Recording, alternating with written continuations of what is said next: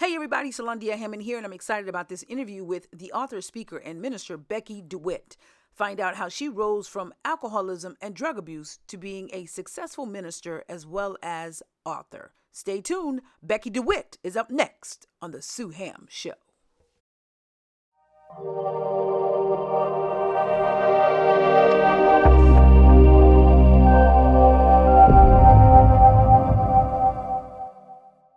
So, Becky, tell us a little bit about who you are and what you do. Well, actually, I'm Becky Dewitt. I'm a Christian author. I write and self-publish children's books as well as adult inspirational books under the inspiration of the Holy Spirit. Of course, you know, people who are self-published, we have to have a job. So I work for a local school district, you know, to supplement the income until everything takes off. Now tell me something. Why children's book? That's not something you hear every day of the average person. What led you into actually wanting to publish children's books? Well, I started out with adult inspiration. And how I got into children's books, and it's just a phenomenal story. I was at a Christian conference with my pastor, and you know, afterwards, how everybody always sits at the table at the meal, and everybody's jockeying for position. And so I had to sit with the children. Destiny's Closet, there is a real destiny, and that was my pastor's granddaughter. And so I listened to the children and what they were saying about us. And so while everybody was over there at the table with my pastor trying to get crumbs, you know, that was falling, they think, you know, the Holy Spirit is still speaking, which he does, no disrespect. I was over with the children and they were speaking. And while they got that, I got a phenomenon. Mm-hmm. Because I believe Destiny's Closet will be a phenomenon. Mm-hmm. Because what started out as one short story went into 5 short stories, ended up as 1 book, and now it's 3 books, and there are more books to come. I'm believing for cartoons, movies, and whatever God wants to do. Absolutely. So on average, how long does it take you to actually write one of your books? Wow, that just depends. Because sometimes, you know, working in the world, you get distracted. It just depends upon what God is doing with me. There was one time, I'll be honest with you, the 3rd book, Destiny's Closet, The Wonder School, mm-hmm. I was praying and asking God to do a new thing. And it was right before the Jewish New Year, you know, going into the New Year. And he's like, you can't get anything new because you haven't finished your last assignment. Ooh. So I was like this, okay, but God, you know, I got to draw everything because I don't have an illustrator, and that's another thing. I did not know how to draw. I was seeking people to help me draw, people in the church or whatever, my characters. You can't write children's books without an illustrator. Wow. So the person that I wanted, they were not in a place. My pastor says, Becky, you got to go on. I'm like, okay, I got to go on. You know, because when you're self-published, there's a lot of finances that are involved. So I went and prayed. I said, well, God, this is a children's book. You gave me a children's book, so what we gonna do? And so, you know, all of a sudden, then I learned how to draw something. And then when I showed my pastor the characters, he says, well, Becky, you can draw. I'm like, no, I didn't know how to draw until I went to the Holy Spirit. He showed me what to do. Mm-hmm. So as a result, getting back to the 3rd book, Destiny's Closet, Circle of Friends, that took me about 45 days to do. And I had to draw everything, mm-hmm. Because of what the Holy Spirit spoke to me, I felt the deadline pressure. Mm-hmm. And so as a result, I went to it. I already had the story. The story's already in my mind because he's downloaded it. But I had to draw all of those scenes, write that story conversational wise, and put it out and get it to a publisher before the Jewish New Year.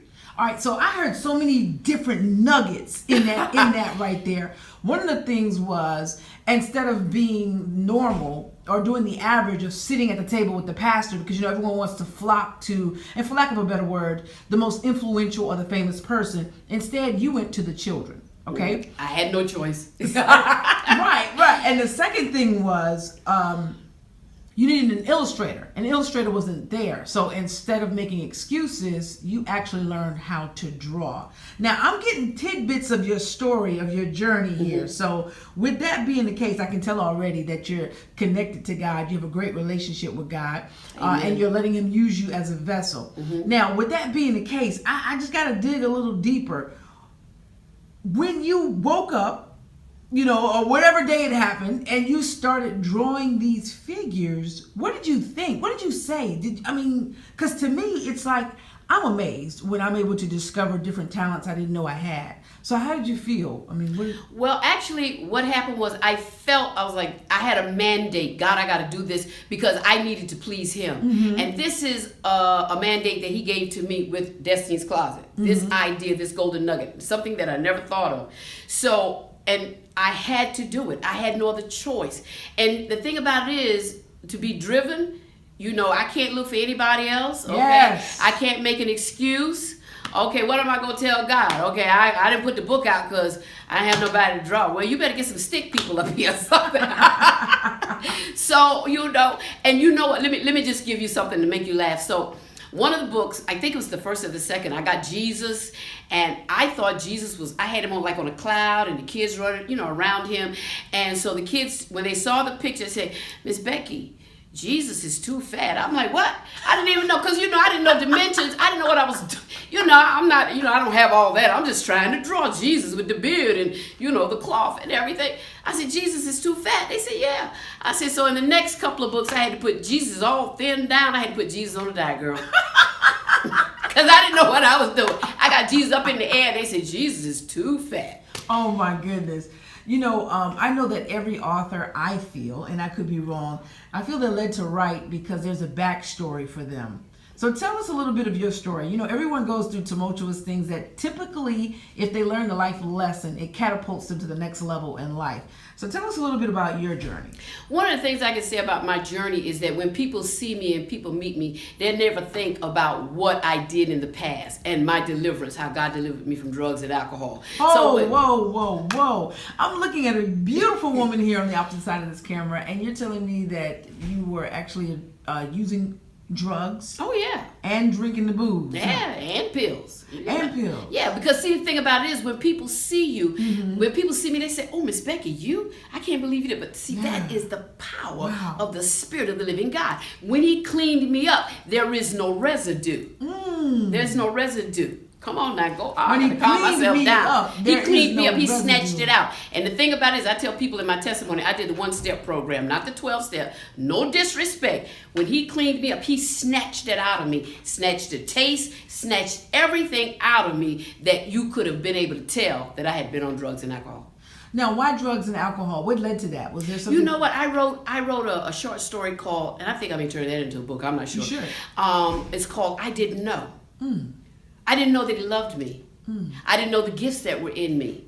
So when you don't know, you don't know. And so as a result of that, we have a lot of young kids doing all kind of stuff. I mean, the thing about it is once you get that revelation, I got it late, but when I got it, I kept it and I seized the moment of it. So 1 step, you're telling me just like that. Just like that. You were off pills, off alcohol, off drugs. 1 step. 1 step. 1-step program. Now, the Jesus step. Now, your series, Destiny's Closet, do you talk about... No, I don't talk about that in Destiny's Closet because I've had to learn how to... When you write for children, your mind changes than when you write inspiration for adults. Like, I've got a couple of novels that I've already written and I got things addressed in, but I just haven't published, waiting for the timing of God. But I had to learn. One of the things that I addressed, and you know what? I thought about this the other day. I wrote the Destiny's Closet book series. I think the second one, Circle of Friends. I wrote it in 2010, published it in 2010, and that's got an evangelistic piece on it.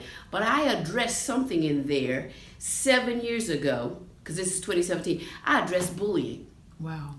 And I just hit the surface of it.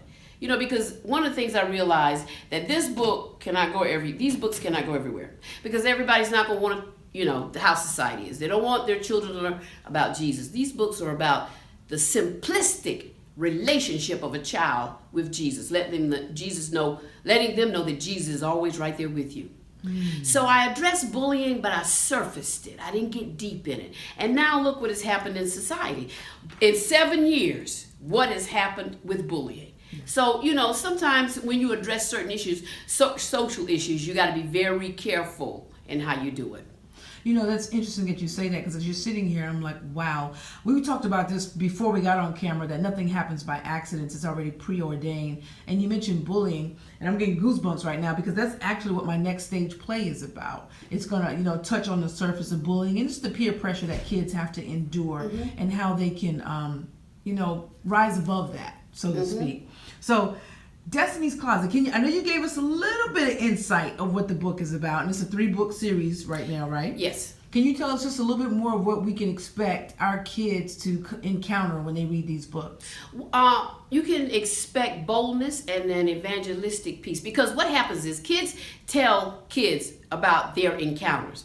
And it starts out with this little girl, Destiny, going into her closet, because you know how the elders always say, going into your prayer closet. So she cleans out her closet and sits there and waits for Jesus and has an encounter. And she tells her friends, and they have encounters. And then one of the things I thought was so awesome that I addressed is prayer in school. Oh, no. And so what they took the Bible to school. And they got sent to the principal's office by one of the teachers. And the pastor grandmommy had to come see about them because they were getting ready to get expelled because they had the Bible in their knapsack. Just all kind of issues. And so as a result, Pastor Grandmommy went to the principal and said, do you not have the Bible in the library?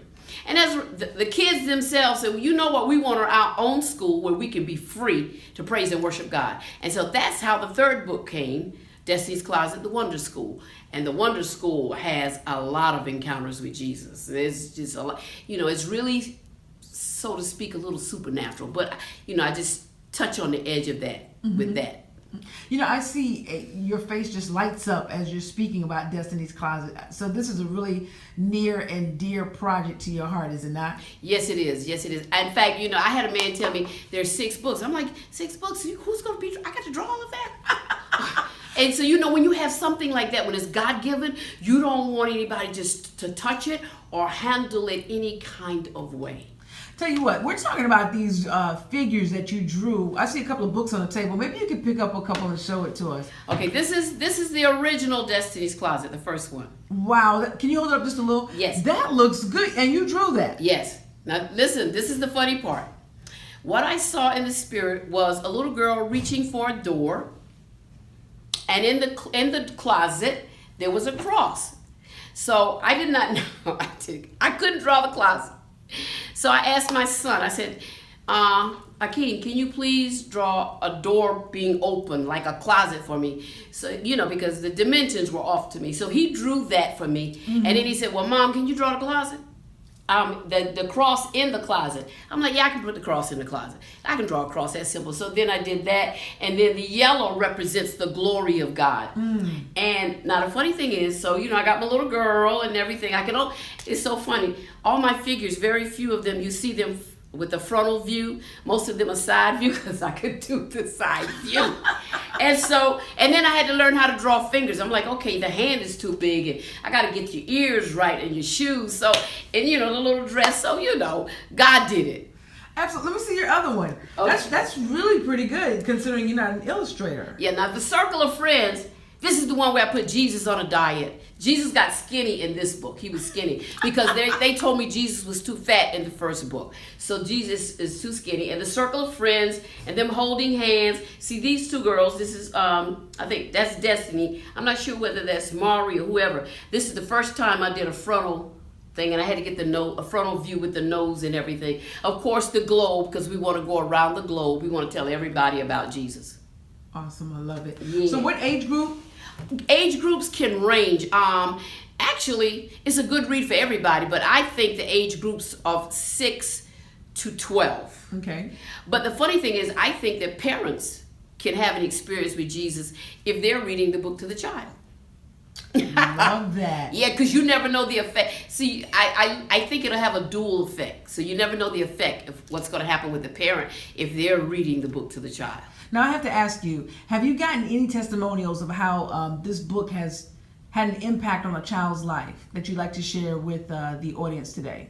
You know what? I probably have some, but I can't recollect right now offhand because they would come in an email or they would, I get a lot of reviews on my Author's Den page.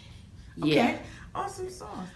Now, I really got to tap back into your life story because you've come from such a tumultuous background of, being on drugs at one time, pills and alcohol. That was your vice. Have you ever considered writing an autobiography?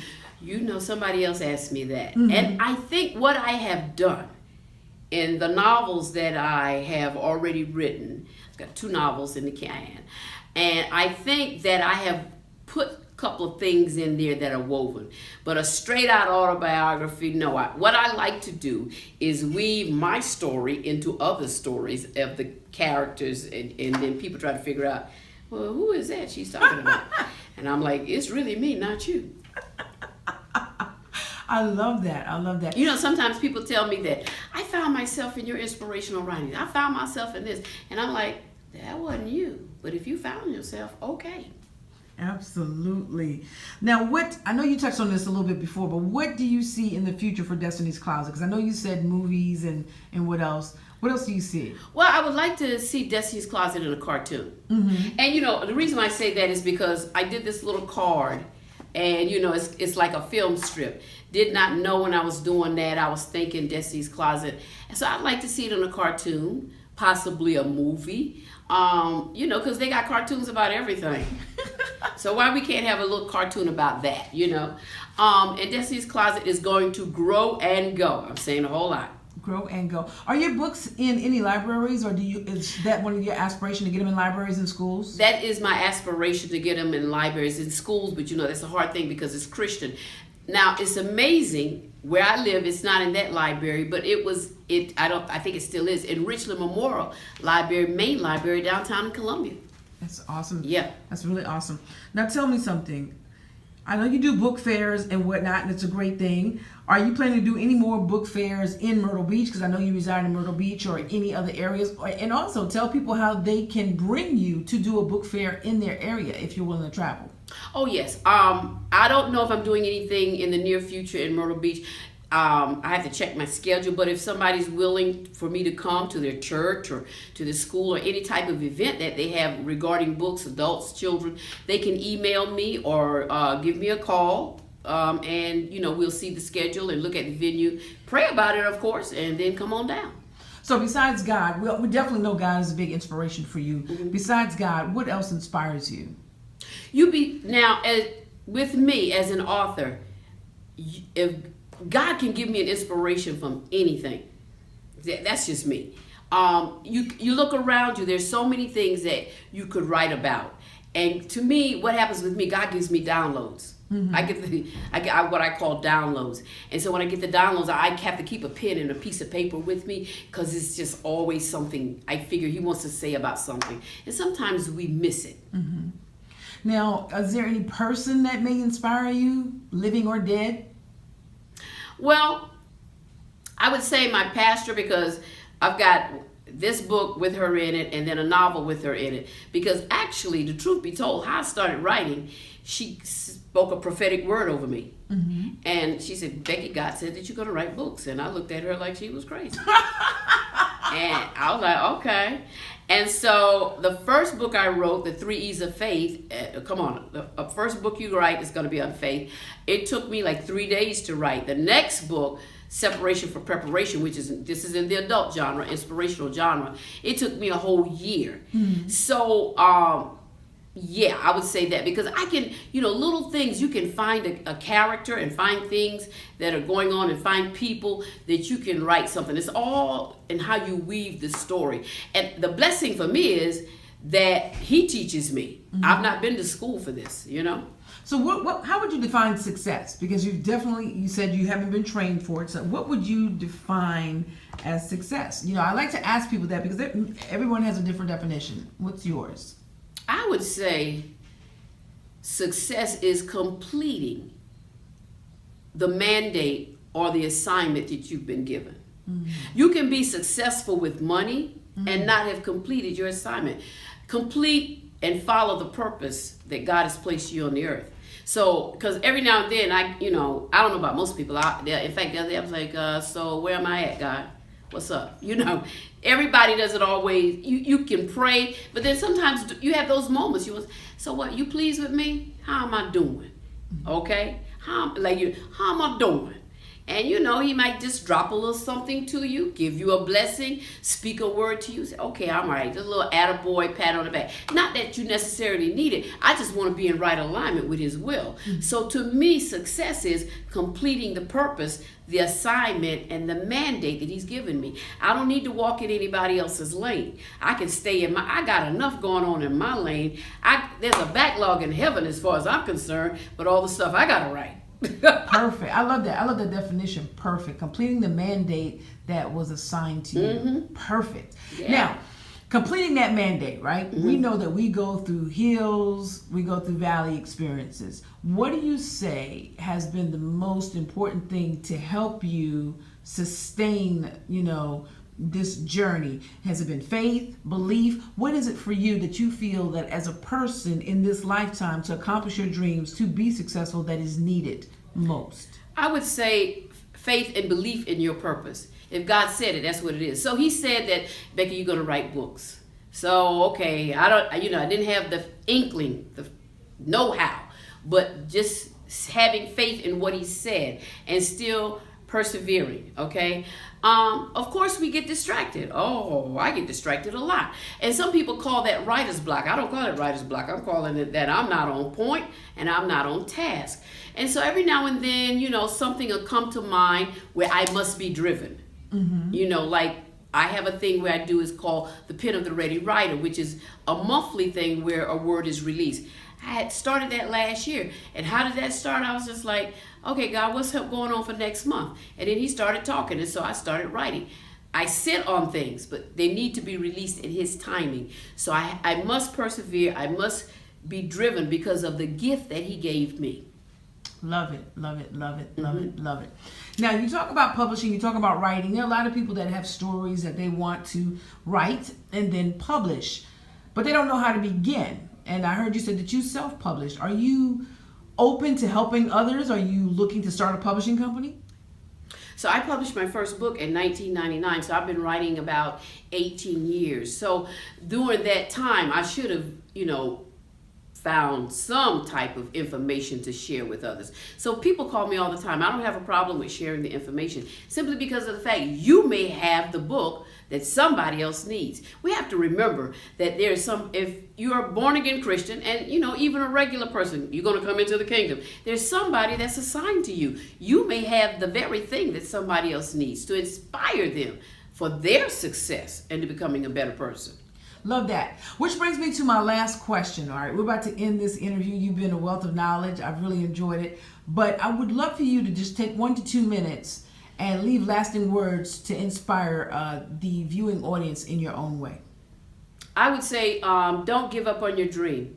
And age doesn't matter. Ooh. Simply because of the fact that at my age, and I don't mind telling, I will be 62 this year. Woo woo! And so I still have a lot of books to write. There's a backlog in heaven on me. So I've got a lot of things to put out in the years to come. Don't give up. Strive to do your best.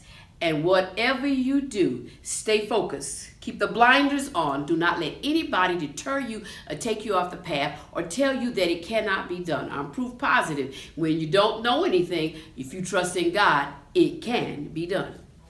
Thank you so much, Becky Dewitt, for Thank being you. a part of the sueham Show. We look forward to interviewing you again as you write and publish more books. Thank you so much. You have a blessed day now. You too. Bye-bye.